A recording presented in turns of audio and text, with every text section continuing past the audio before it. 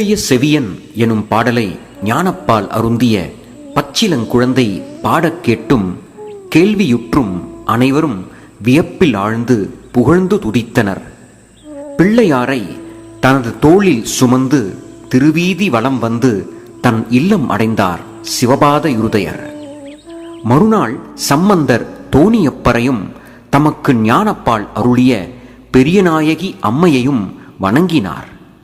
பிறகு திரு கோலக்கா என்னும் சிவஸ்தலத்தை தரிசிக்க விரும்பி விரைந்து சென்றார்.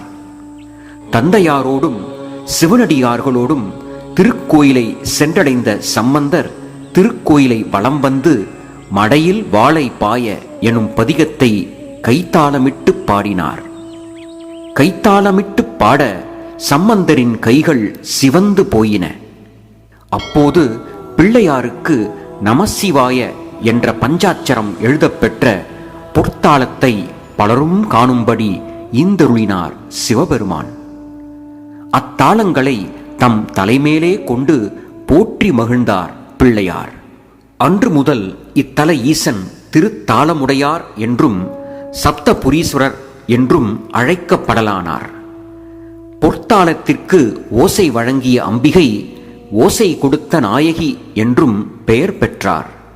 இந்த அற்புத வரலாற்று நிகழ்வினை சுந்தரர் இத்தலம் பற்றி பாடிய திருமுறை பதிகத்தில் நாளும் இன்னிசையால் தமிழ் பரப்பும் ஞான சம்பந்தனுக்கு உலகவர் முன் தாளம் ஈந்தவனை கோலக்காவினிற் கண்டுகொண்டேனே என்று போற்றியுள்ளார்.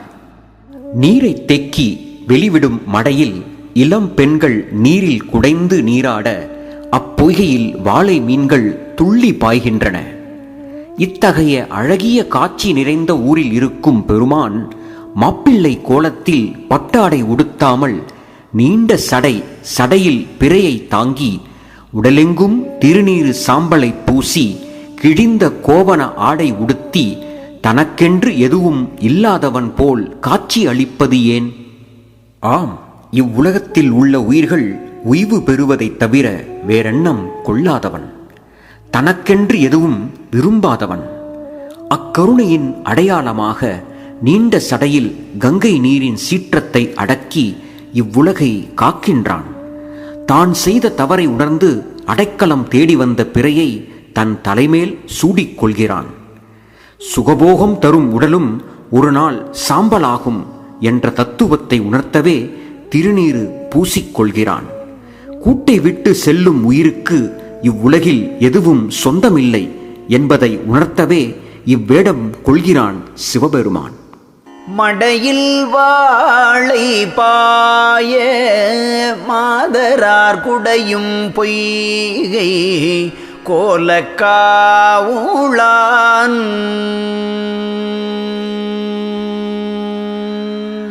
மடையில் வாளை பாய மாதரார் குடையும் பொய்கை கோலக்காவுளான் மடையில் வாளை பாய மாதரார் குடையும் பொய்கை கோலக்காவுளான் மடையில் வாளை பாய மாதரார் குடையும் பொய்கை கோலக்காவுளான்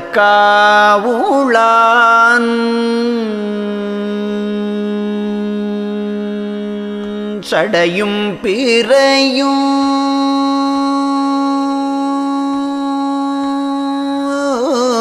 சடையும் பிறையும் சாம்பர் பூச்சும்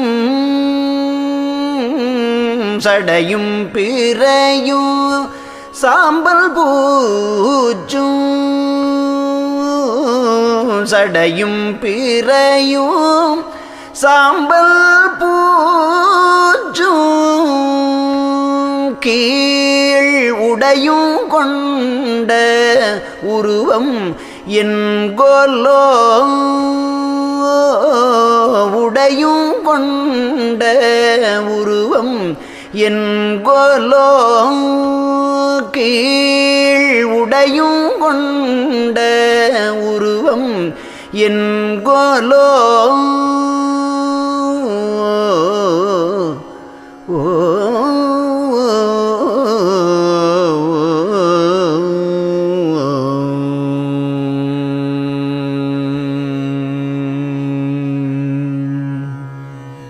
அற்புதங்கள் இத்தலத்தில் அத்தோடு நிற்கவில்லை.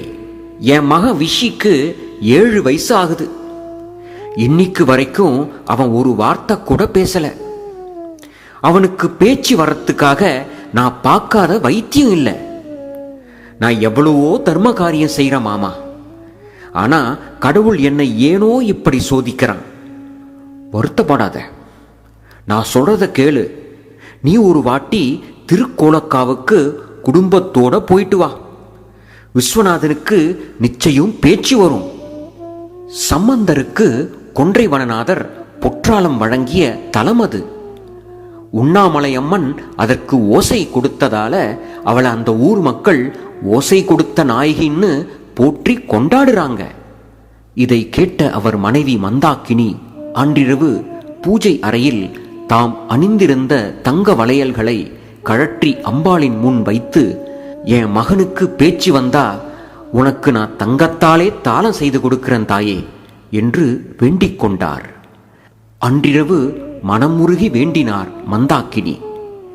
மறுநாள் காலையில் சமையல் அறையில் நின்றிருந்த மந்தாக்கினியிடம் அம்மா என்று அழைத்தபடியே ஓடி வந்தான் சிறுவன் விஸ்வநாதன். அதை கண்ட மந்தாக்கினி கண்ணீர் மல்க இறைவனின் கருணையை போற்றினார். பின்பு ஒரு நாள் மகனுடன் திருக்கோலக்கா சென்று தனது வேண்டுதலையும் நிறைவேற்றினார். திருக்கோலக்காவில் அற்புதங்கள் இன்றும் தொடர்கின்றன.